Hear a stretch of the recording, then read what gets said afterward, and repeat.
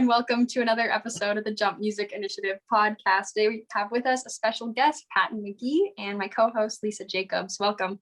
Hey, hey. Hey, thanks for having me on, Maddie and Lisa. Awesome. So Patton, the first thing I wanted to ask you is just to give us an overview about who you are, what's your current role in the industry, and how you got started. My name's Patton Magee. I sing and write songs and play mostly rhythm guitar in the band The Nude Party. We're from North Carolina, but now we're upstate New York based. My current role in the music industry is bartender, I think, because there's not that much to do this year musically, but yeah, we still write songs. We play a lot of music together throughout the week and rehearse, and we're making a new album. But in terms of regular live music, haven't done that in a little bit. Yeah, crazy times. But how did you get started in music? What kind of influenced you to get into it? I think me personally, I think I probably like the first, it's probably the first music that ever like hit me that I was like, this is awesome and this affects my personality for some reason, was Green Day, American Idiot. Which I don't really listen to pop punk anymore, but that was the first time that I heard music that like felt like it changed me for somehow. And I wanted to do it. I wanted to make that. And then my cousin who I was really close to, he died, and like I kind of just went through all his stuff, and I got like a bunch of books from him, like old like Greek philosophy books, and like a booklet full of CDs. And that was when I got my first car too, when I was like 17. So I just drove around listening to all his CDs, and I felt like a special way about them because they were his. And so the music that he used to listen to became the music I listened to. And probably the most important album in there was Waiting for the Sun by The Doors. Probably their worst album, but it was my favorite because it was I didn't have anything to compare it to. And like, yeah, I just drive around and get stoned and listen to Waiting for the Sun and just try to like sing along to it alone, to the point where I felt like I could sing in front of people, which probably took like 4 years of singing alone in like canyons and in my car. Is that the thing that you think did that help you become more comfortable singing in front of people, or is there other things you kind of did to get yourself more comfortable? Well, I mean, liquor helps too, especially at the beginning. I think I spent a couple of years just like, I lived in Utah. I didn't live with my parents. I lived with like a friend and his parents, and I would just like drive out or walk out like into the canyon outside like Park City, and just like practice singing songs into like where no one could hear me, because I like had this thing. It was like I wanted to like really let go and just like do it, but I didn't want anyone to hear me because I didn't want anyone to like, it's like when you're not done with a painting, you don't want anyone to see it. But if everyone's always looking at you, then you'll never paint anything. I don't know if that's a good metaphor at all, but I like that.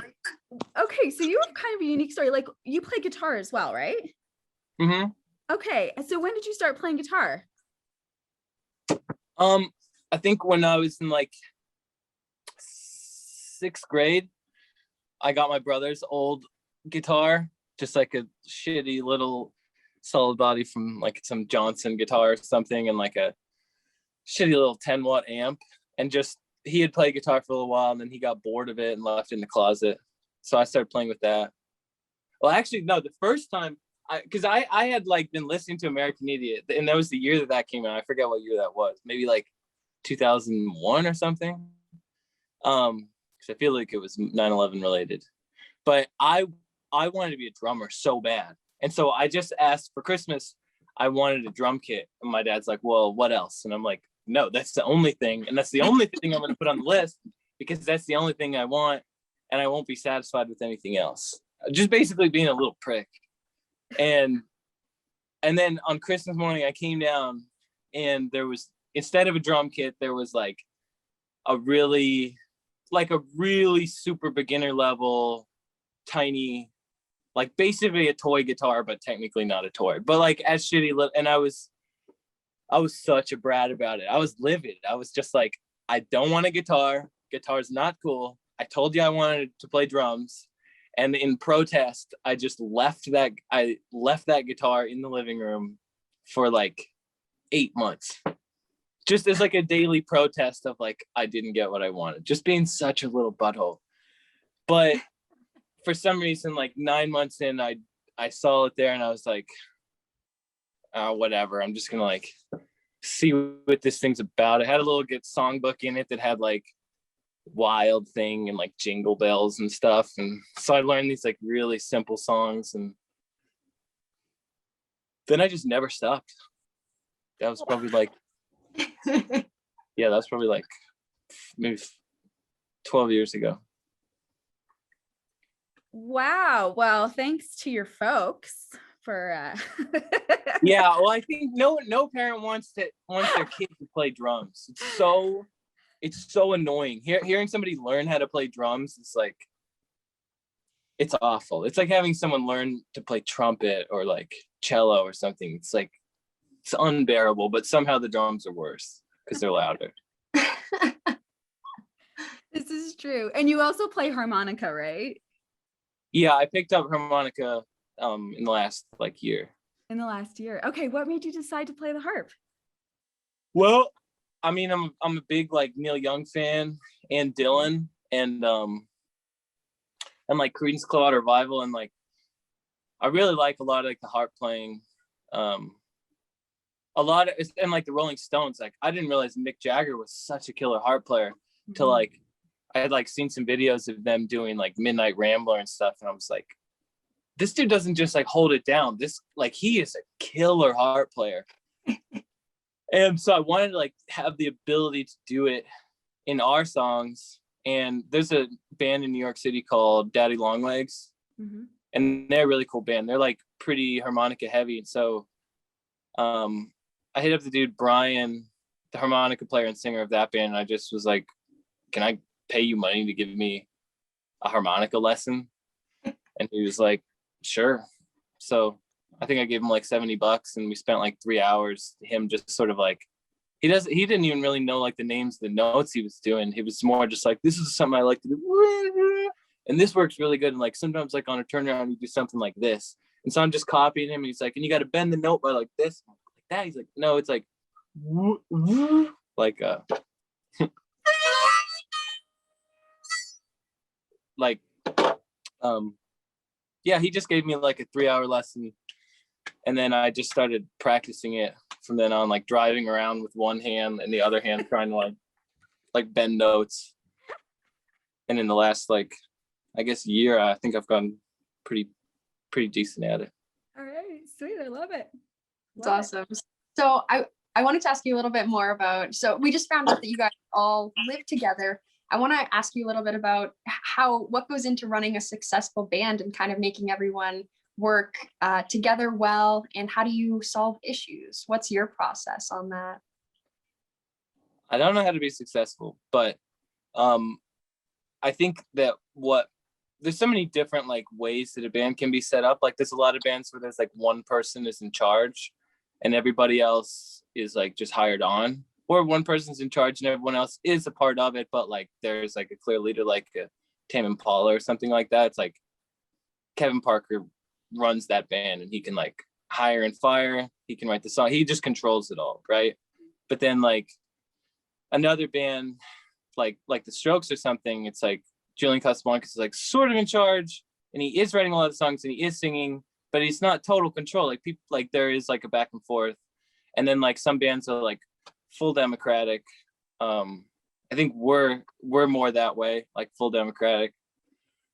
And I think the main thing that keeps everybody willing to put in a ton of time and effort is like a fear of everyone else being disappointed in you, or because you know that like if you don't show up, it's going to hurt everyone else, and they might get like annoyed at you, and they might like call you out, and it might be embarrassing and like might hurt your feelings. So I think that there's sort of like there's a hard line that we sort of all keep with each other, where I think we've gotten now like a lot more gentle with each other in terms of like presenting an opinion that might be hurtful. But yeah, I think that a group, like, to function democratically and evenly, like everyone has to be like stern. You have to be sort of afraid to disappoint everybody else. There has to be some level of like, oh shit, I'm late. Like everyone's going to be pissed. I better get there. Yeah. Okay. Man, accountability. That's an interesting answer. Fear makes the system run smoothly. And I guess kind of on that note about how you all work together, what's your songwriting process like? There's like a lot of different ways that a song can happen. There's not really one way. Like sometimes I will just like pretty much write a whole song, like the all the chords and like the lyrics and the melodies and everything, and just kind of like be like, all right, let's do it. And we'll just sort of like, I'll just sort of start playing it and say what the chords are, and everyone will sort of like form in, and like then it'll start rolling. And then like as that happens, it naturally changes a bit as like Connor plays the drum a little bit different than it was in my head. So then I'm kind of like adapting to that. And then because it's like that, like it all sort of adapts that way. But it can also happen that like someone else does that. Or like maybe like Don will come up with a cool keyboard line that he thinks is really cool. Like boom, womp, boom, boom, womp, boom. But he like doesn't really know what to sing over or whatever. So he'll just sort of play that. We'll get like a groove going, almost like a repeat sample, and I'll just sort of like ad lib over it until there's like a melody I like, and then with the melody, like certain words sort of just come out on top of it, and then like with a few words, you start to like put a story into it, and then you can have it a lot of ways. And sometimes like Shaun will write a whole song and sing it too. Yeah, there's not really one way. I like that. There's no right answer. So I read somewhere that you're like a deep cuts kind of guy, like you like to deep dive an artist and like are into kind of the unheard stuff or the tracks that no one really listens to. And we live in this world where like singles are the vibe, and the music industry is really built on singles right now. Tell us a little bit about your attraction to the deep cuts and like all of that, like almost, yeah, unheard, or not necessarily unheard, but not heard as much music. Well, yeah, I mean, when I say deep cuts, it's not like deep dives. For me, it's not so much like unknown artists. It's like a lot of what I listen to is well-known artists, but like deep unknown. Like I was listening today to like just like really deep cut like rock and roll rarities of Chuck Berry, like alternate takes of Johnny Be Good, and like live versions, and like where they're in the studio, and I just love it. Like you hear like take two, hey, stop playing it like that, man. You're doing it like Roll Over Beethoven, but that's not what we're cutting right now. We're doing Johnny B. Good, so do it different. Okay, take 6, let's do. And then the piano player is just like, you can just hear him in the room like, oh shit, okay, I'll just do it different this one. And then he does it different, like on the spot, and it's like, that's the take, and like that's the cut. I don't know, I just really like I really like stories and like context of like knowing like where this person was for this album, like if they had just gone through a divorce, if like just what was going on in their mind and like in their life and their head, and like I really like that. And I really like hearing like the beginnings of the outtakes, or like a bit of an argument in a recording session, like Syd Barrett, you know, like in yeah.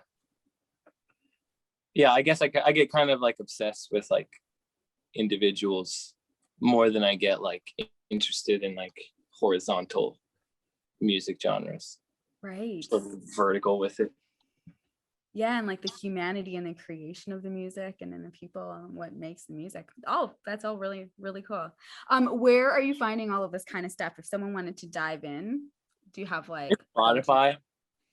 I just do Spotify because they archive so deeply. Like if you just click Dr. John, you find like, I mean, they've got the bootleg albums, they've got the illegal albums. Like Dr. John went around and he played. I mean, I read biographies too, and then like I read Dr. John's biography last year, and like then when as he's talking about like these sessions from this period of time, you're like, I want to hear that, and you listen to the record, and then you want to hear the B-sides, you want to hear like the unused takes, and you want to hear like, yeah, I guess it's all just it's more than it's just about music, it's about like story and context and history to me. That's awesome. So your band, your songs on Spotify, they've done quite well. What would be your advice to other artists who are just starting out, looking to develop maybe a release plan, or what are some things that they need to consider going into that to have people hear it? I think a year ago I would have said that if you wanted to like copy our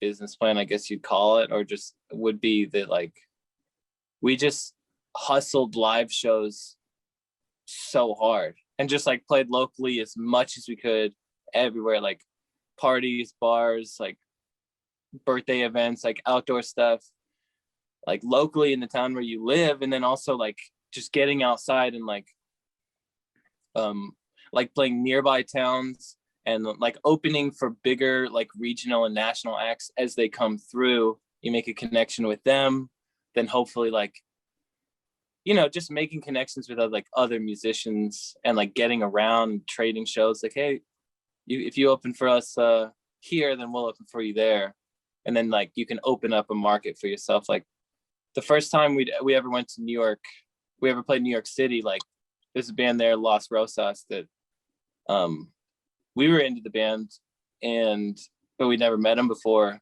and they were coming through Asheville near where we lived. So it was kind of this thing. They were like, well, will you guys like sort of set up the show and like play with us so that people come? And it's like, yeah, totally.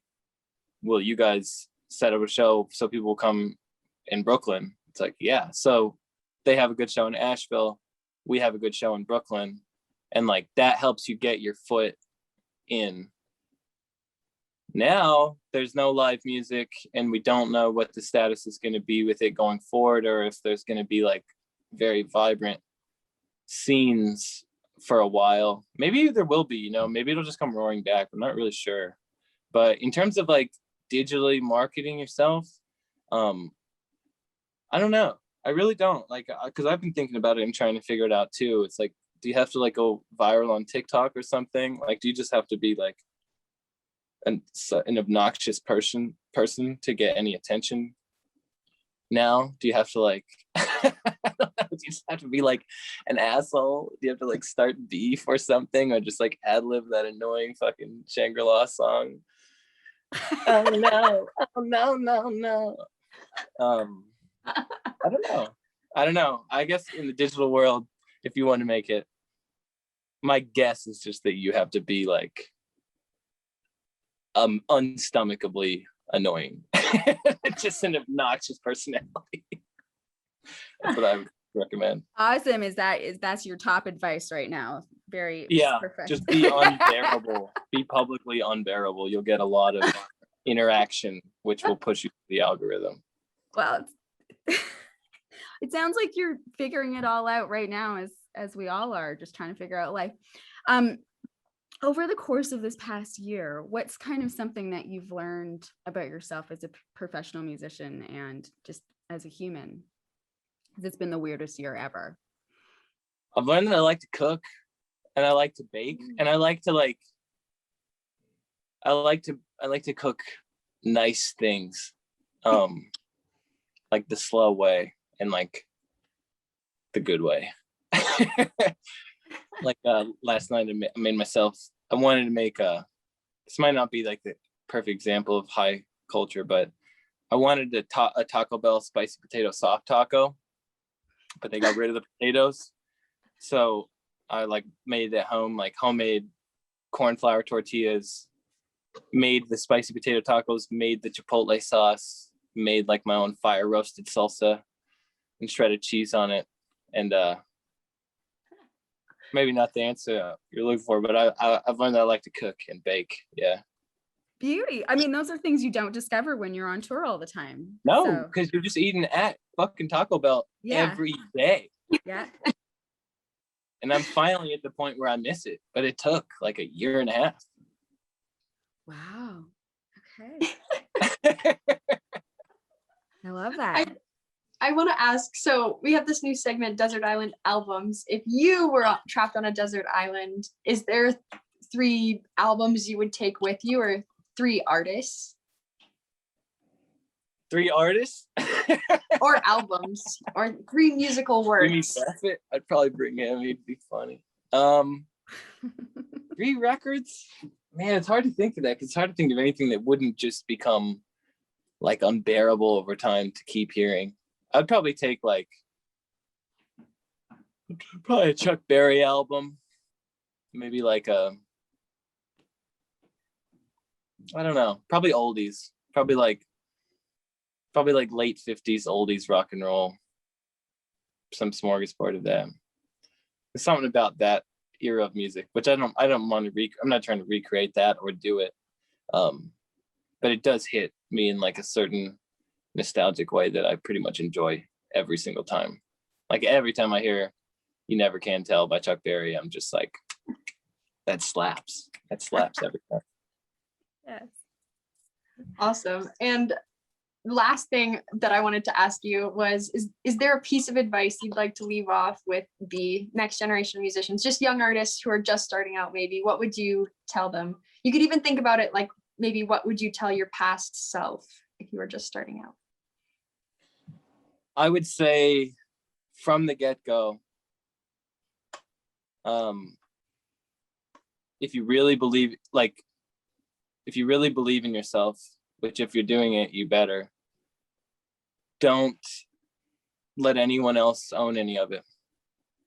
If you really believe in yourself, like, 'cause I think it's easy to say at an early point, you say like, well, yeah, like I'll sign this thing and like I'll sell like some of this percentage over to somebody else, because what is it? It's a percentage of nothing, right? What do I care? But if you really believe in yourself, then you better believe that percentage is eventually going to be of something, because you're doing something valuable. So just, I guess, invest in yourself and don't let anyone else own anything. Awesome. Okay. Beauty. Well, awesome. Thanks so much for taking the time to chat with us, Patton. Yeah, thanks for having me on. Thank you so we really much. appreciate it.